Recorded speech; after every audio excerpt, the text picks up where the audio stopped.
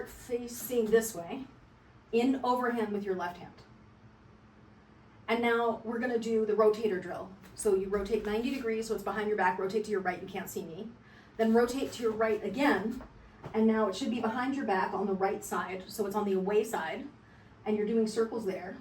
And then, remembering that whole Elvis thing we were talking about with the back bend, try going away and home, and away and home, and away and home. And then leave it on the away side, and then turn back to where you started. So turn left, back to where you started. And the purpose of this portion of the turn is to help you get comfortable with this wrist flipping, which I think is very helpful in the crossovers.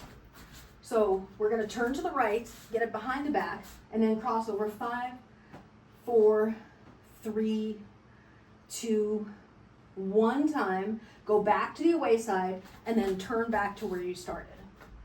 And then second set, then we'll turn to the right, it's on the away side, and then go home. 5, 4, 3, 2, 1, leave it on the away side, and then turn back to where you started. That's the second set.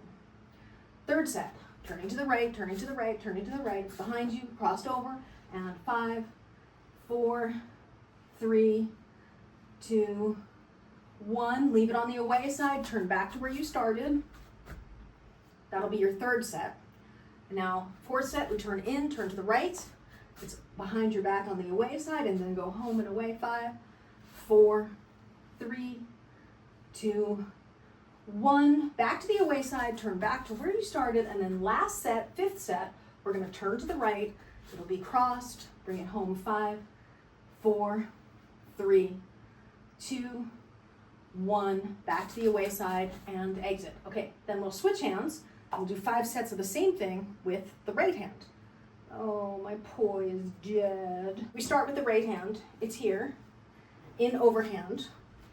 And then you're gonna turn, turn, turn, turn, turn, and then it'll be on the away side, and we'll go home and away, and home and away, and 3, 2, last one, keep it on the away side, turn back into it to the right. I don't know why it's staying lit right now, but I'll go with it. Turn left, and cross. 5, 4, 3, 2, 1, and keep it on the away side, turn back.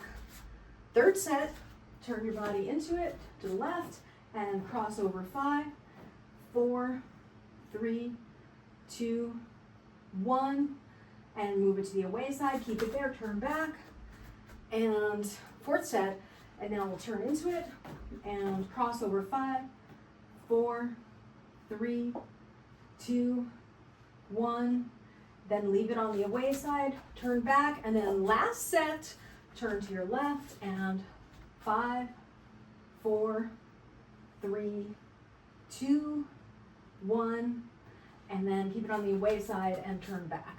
Okay, so that's your first drill, just practicing those crossovers. So let's try the next thing, which is the 2-beat weaves behind your back. And then for this one, the first hand that crosses is closer to your spine, and the second hand goes on top of it. It's further away from your spine. Then the first one comes back to its own side, and the second one comes back to its own side. So that was slow motion. This is what that would look like at speed. Right, then left, then right, then left. Right, then left, then right, then left. Or left, then right, then left, then right. Left cross, right cross, left home, right home. Right cross, left cross, right home, left home. So there's the 2 versions of that.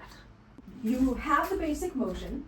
What's happening is when you're crossing, the poi, it looks like you're losing momentum as it crosses to the other side, where you need to push down and forward.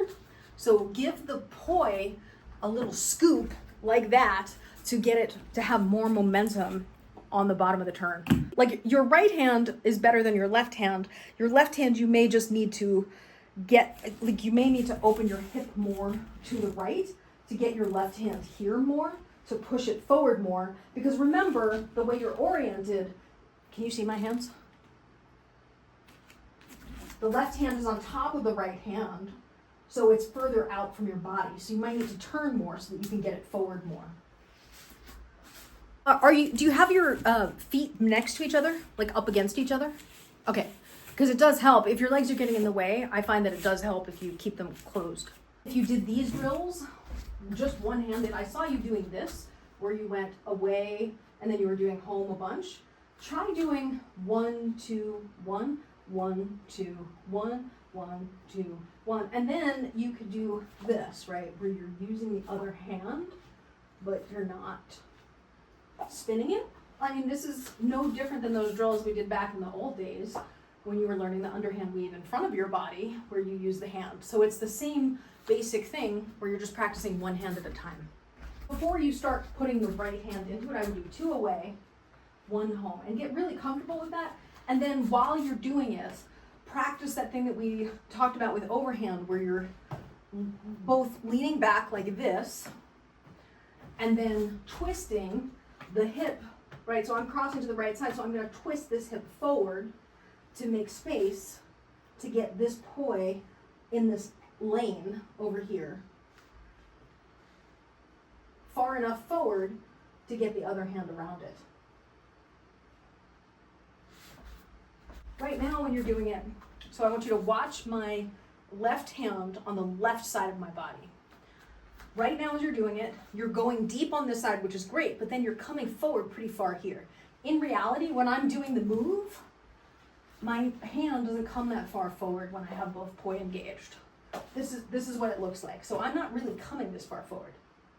So remember to keep your hand behind, like if you think about your midline of your body, this midline, try and either move the midline forward so that the hand is behind it, or don't move the hand forward as much as you are, or some combination of the two so that you're always keeping the hand behind the midline. Now it looks like you're locking your elbow, but if you pump the elbow up and down, you might be able to get the rotations better on the far side.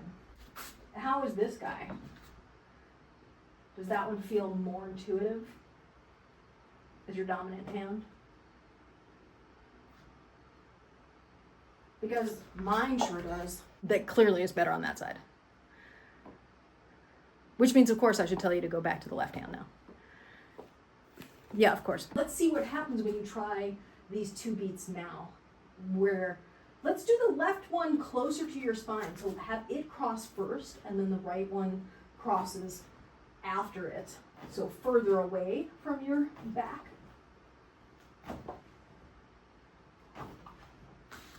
And let's see what happens when you do the right one leading, right? So right behind, left on top. I feel like on top is sort of a weird thing to say because I'm not sure if it's really on top so much of it's behind. It is further away from your spine. Right one first, left one second.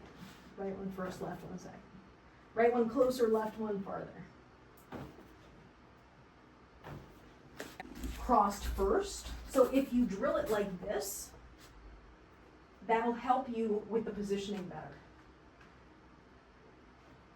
Because you'll have the arm in the way so that you have to get around it. But you won't be moving the poi, so you won't tangle. When you're doing your left hand, definitely keep your right arm there to practice the more difficult orientation, because having to go around this arm does change what you can do with the planes. Wall, and make sure it's empty, and then you go up like this, right? So start. I'm starting right now an arm's distance away, and then moving closer and closer and closer, because the wall will give you, like if your plane is off, it's going to do that, right? It'll hit your wall.